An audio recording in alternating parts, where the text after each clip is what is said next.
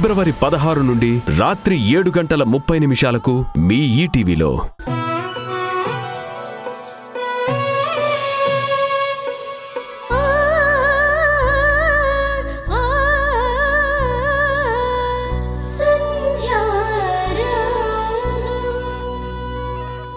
నువ్వు చాలా మర్యాదలు చేస్తున్నావు కదా. నువ్వెంత మర్యాద చేసినా, ఎంత బ్రతిమలాడినా సరే, నువ్వు మాత్రం ఈ ఇంట్లో ఉండవు. నా అల్లుడేదో అమాయకుడు కాబట్టి కొంగుకి మూడేసుకున్నావు. మీరు చాటుమాటుగా ఏం చేస్తున్నారో మీ రొమాన్స్ మొత్తం మాకు తెలుసు. ఈ విషయం మా వదిన ఇప్పుడు నమ్మకపోయినా మీరు ఏదో ఒక రోజు రెడ్ హ్యాండెడ్గా దొరికిపోతారు. అప్పుడు నిన్ను జుట్టు పట్టుకుని బయటికి గెంటేస్తుంది. త్వరలోనే అది కూడా చూస్తాను. చూడాలంటే మీరిద్దరూ బ్రతికుండాలి కదా.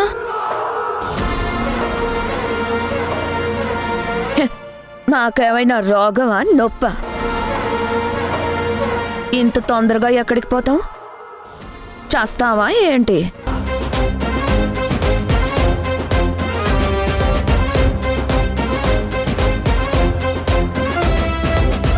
ఇంకొక 5 నిమిషాల్లో మీరిద్దరూ చేస్తారు. కాఫీలో విషం కలిపాను కదా.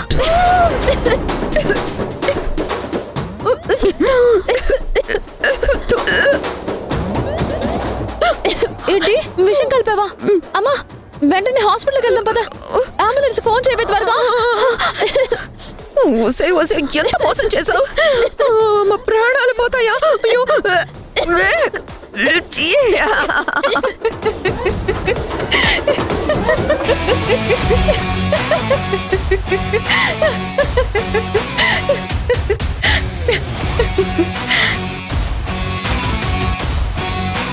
జస్ట్ జోక్ చేశాను.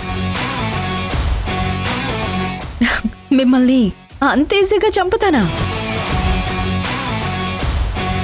పరిగెత్తించి పరిగెత్తించి చంపాలి. మీకు చావు కూడా గుర్తుండిపోవాలి కదా. సింపుల్ గా ఎలకల మందో, పురుగుల మందో, లేక విషమో కాఫీలో కలిపి చంపేస్తే అందులో కిక్కే ఉంటుంది చెప్పండి.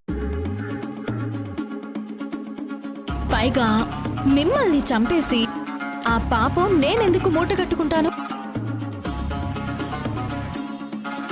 నా భర్తతో కాపురం చేయాలనుకుంటున్నాను, కానీ మిమ్మల్ని అడ్డు తొలగించుకుని నేనెళ్ళి జైల్లో కూర్చుంటే జీవితాన్ని వృధా చేసుకోవాలనుకోవడం లేదు. అయినా ఏదో ఒక రోజు మా అత్త నా గురించి తెలుసుకుని నన్ను బయటికి గెంటేయడం కాదు, మిమ్మల్ని బయటికి గెంటేస్తుంది. అప్పుడు మీరు బ్రతికున్నా కూడా చచ్చినట్టే లెక్క కదా. అమ్మా, అయ్యో బాబాయ్, తిని దొంగ మొహంది.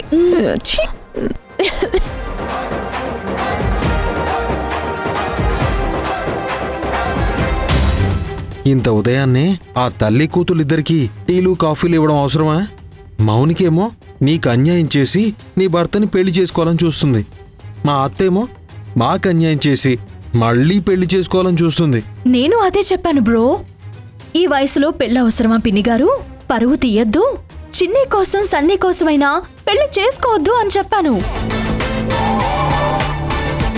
కానీ పెళ్లి విషయంలో మౌనిక కంటే కూడా ఈవిడకే చాలా ఆతృతగా ఉంది. తన మెడలో తొందరగా తాళి కట్టించుకోవాలని ఎంతగానో ఆరాటపడుతుంది.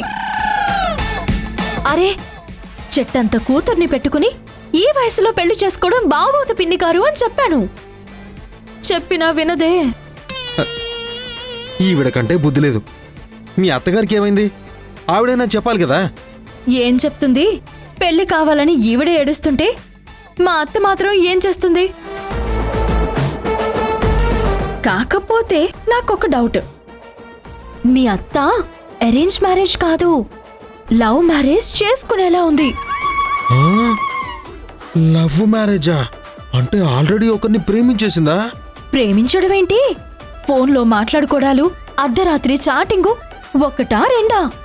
నా నోటితో నేను చెప్పలేను బాబు.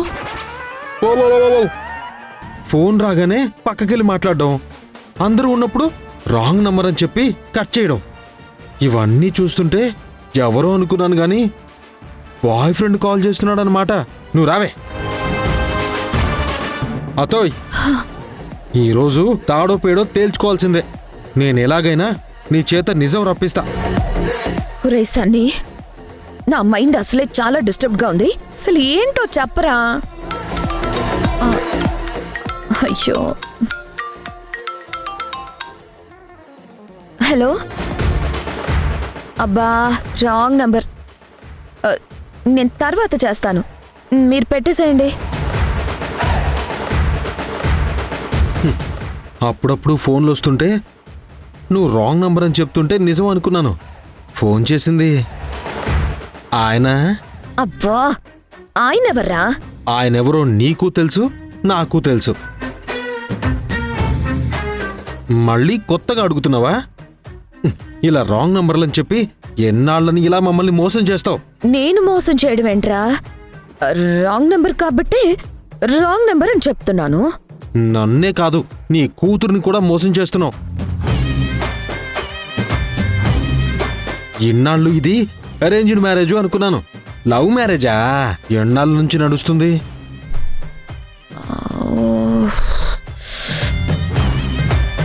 ఓహో, దీని గురించి ఆలోచిస్తున్నావా?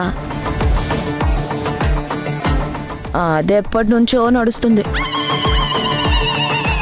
అసలు ఈ పెళ్ళి ఇప్పటికే కావాల్సిందే. చాలా లేట్ అయిపోయింది.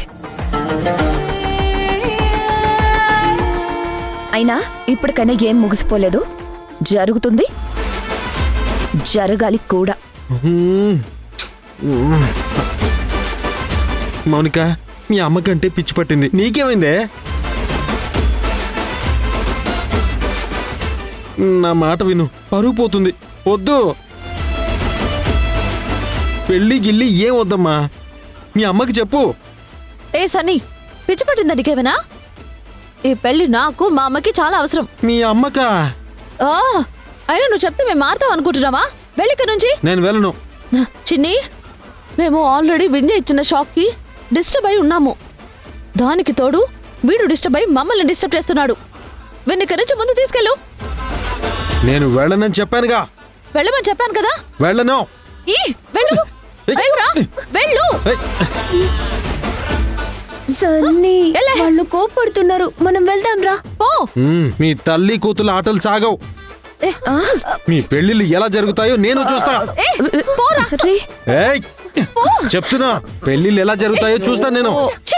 ఎదవా, పెళ్ళిళ్ళు అంటున్నాడంటే వాడు. పెళ్ళే కదా.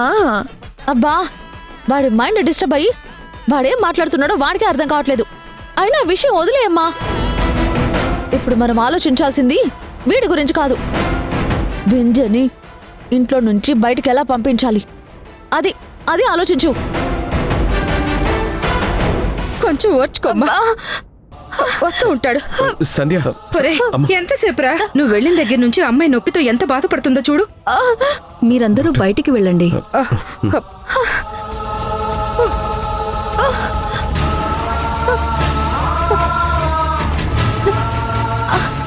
చాలా నొప్పిగా ఉంది. ఓకే.